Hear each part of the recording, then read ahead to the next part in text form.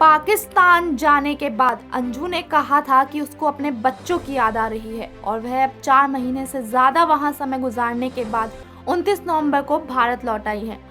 भारत आने के बाद उसके पति ने कहा कि ना तो वह और ना ही बच्चे अंजू का मुंह देखना चाहते हैं। ऐसे में 20 दिन तक अंजू को बच्चों से मिलने में कामयाबी नहीं मिल सकी थी, लेकिन अब आखिरकार उसकी बेटे एरॉन से उसकी मुलाकात हो चुकी है।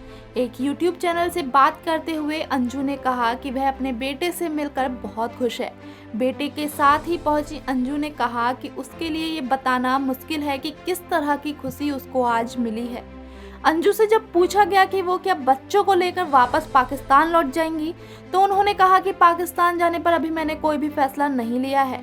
अंजू ने साथ में ये भी कहा कि वह किसी कानूनी मदद से इस बच्चे से नहीं मिली हैं। उनके भारतीय पति अरविंद ने ही बेटे को उनके पास भेजा है, जो अब उनके पास है। उन्होंने ये भी कहा कि उनकी अरविंद और बेटी से भी बात हो रही है।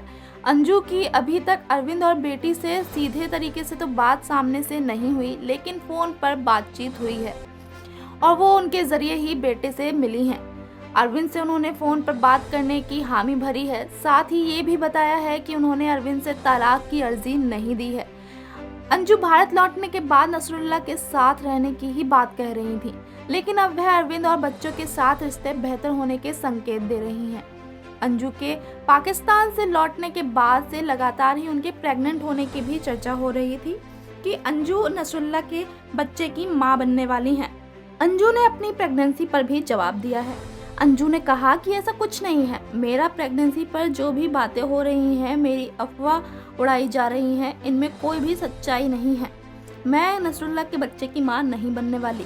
ऐसे में अब हो सकता है कि नसरुल्लाह के पास जाने का इरादा भी वह पूरी तरह से बदल लें और भारत में ही रहें। आपको हमारी ये खबर कैसी लगी, हमें कमेंट करके ज़रूर बताइएगा। साथ ही ऐसी ही खबरों को पाने के लिए देखते रहिए जनहित टाइम्स।